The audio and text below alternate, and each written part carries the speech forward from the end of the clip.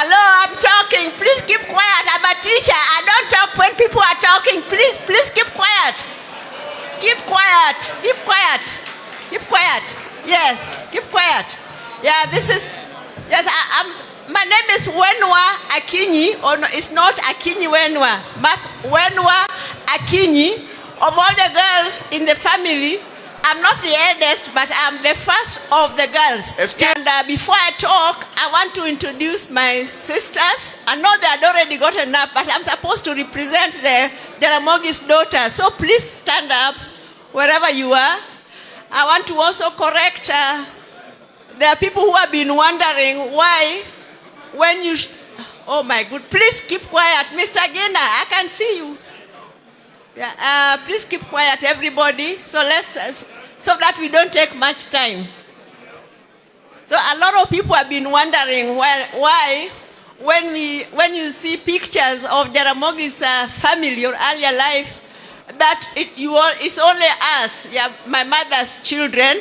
It is not because of any discrimination. I want to tell you that a lot of people believe that Jaramogi was polygamous, but he was not really polygamous as such. My first stepmother was married after Oburu was already married. And in fact, my Oburu's son is older than our eldest step or half sister, who is also called Akinyi Walkowa. So let me introduce. So this is Akinyi Walkowa is the eldest, and by the time she was born, I was actually in Form 3. And Oburu was already married and already had a son. So you can see, and it was my mother's cousin. It's my mother who forced my father to get married again because people were laughing at her, saying she's a very jealous woman who cannot entertain or accommodate a co-wife. And so she brought her cousin and forced my father to marry her. Then, Akinyi Walkowa... That is true. That's true. So then my second stepmother, you've seen Susan. So the daughter is Anyango, Emily Anyango Dumpoda, and she's an MC in Kisumu County. There is Pauline Oginga or Kanyabondo. She's a chief officer of health in Mombasa. And now Nyakamami, my mother's last born, who is also the women rep of Kisumu County. Tabu Osewe, who is MCA in Kisia County and is the wife to the late Osewe. I don't know where Aquino is. You have already met everybody else. So let me just say a few words.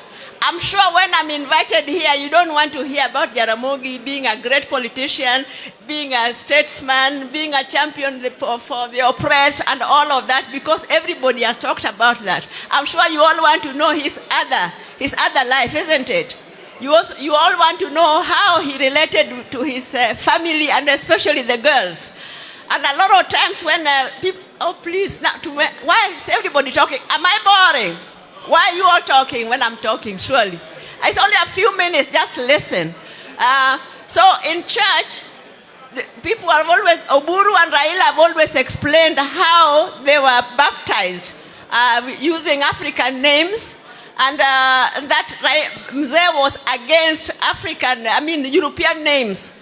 And a lot of people mistake. They are saying that Jaramogi hated European culture. That's not true. Jaramogi loved European culture, he loved Indian and other Eastern cultures and other cultures. He just did not like people copying other people's culture when it is not yours. Yeah, so that's what he did not like. And a lot of people have all these myths about him. When I was in school, people would come to ask me that, oh, we hear your father turns into foam, he turns into a fly, he turns into this. And then you get surprised because I was living with him in the same house and I never saw any of those things. Did any of you ever hear those stories about him turning into foam and I don't know what, like soaps, foam and subs and all that? Yeah, or in that... and carrying a dudabiye and all of that. So let me tell you, I want to say something about names.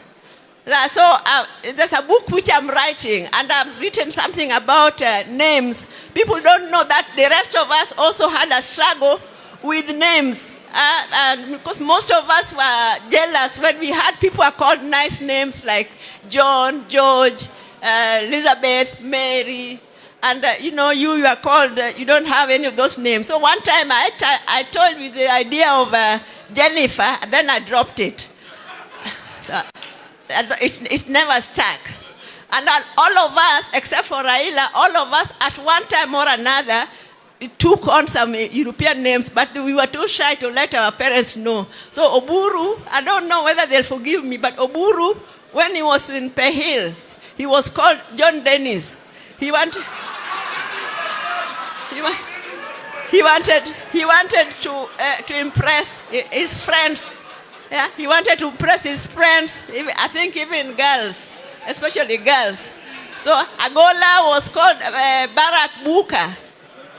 And then my sister Beryl was called Jane Alice when she was in Nyakach Girls. But later she went to St. Francis in Mangu, and she changed religion. She became a Catholic and then got baptized as Beryl. So that's her real name. Adhiambo did not need to take on any name because she was named after Ruth first. Yeah, so that is her name. So then later on, these three people were baptized, Raila, Oburu, and my father. The Legio Maria people came and baptized them. My father was called Nicodemo Ginga. And Raila was called Joshua Raila. And Oburu was called Caleb. So mine was the most dramatic because when I was going to Kenya High School, Mrs. Caroline Okelo Dongo, she was an African American, but she was also my father's PA, and she took me shopping. So when we went back to the house, at that time it was called Cabernet Gardens. No, it was called Archer Gardens, the present day Cabernet Gardens. So he looked at the list of the school and he said, I don't want these names. When you take her to school, can you cross these names? And he took a piece of paper and said, her real names are Wenwa, Asewe, Opondo, Oginga. Can you imagine? So I didn't think he was serious. Then I go to Kenya High School, and when we finished at the principal's office, she took out that piece of paper and said, I want to change her name. And so my name was quickly removed because I didn't tell you that the name I was using was different. Before I went to Maseno Girls, I called Raila and Oburu and asked them, what name should I take? And then they quickly had a meeting and said the name Roslyn. And I've never had such a sweet name. It was so sophisticated, so nice. So I changed everything. I was called Roslyn Akinyi. In Maseno, everybody there knew me as Roslyn Akinyi. So even when I went to Kenya High School, my admission papers had the name Roslyn Akinyi. Then my father went and my name was changed. So can you imagine? Kenya High School at that time was really, what do you call it? It was a typical colonial school. You know, there are all these school rules, there are table manners, respect your elders, the pudding, with custard and trickle tarts and I don't know what, jam tarts. And you can imagine that environment is where I went with a name like Wenwa, Opondo, Akinyi, Oginga. I have never been so embarrassed. And the class teacher, whenever she was reading the register in the morning, when she reached my name, she would start, Wenwa, Asewe, Opondo, and then she would pause, yeah? And then continue, so that everybody started laughing. Can you imagine what I went through? And all my friends were having nice names, Agnes, Gladys, Jane, sweet names. So much later, I managed to drop some of the names. So I stayed with Wenwa, Akinyi, Odinga. Much later, I managed on my own way to. So we also had our own struggles, but it did not mean that he hated English names or English culture. It was just not our culture, full stop.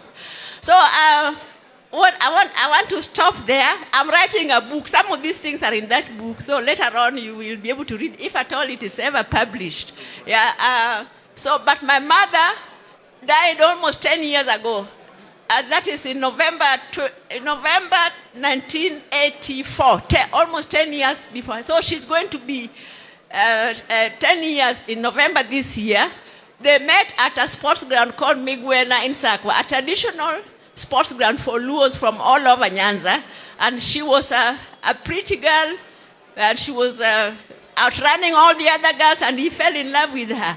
And later on, he managed to get her. So I just want to request that please, our political leadership, can you people do something about Migwena?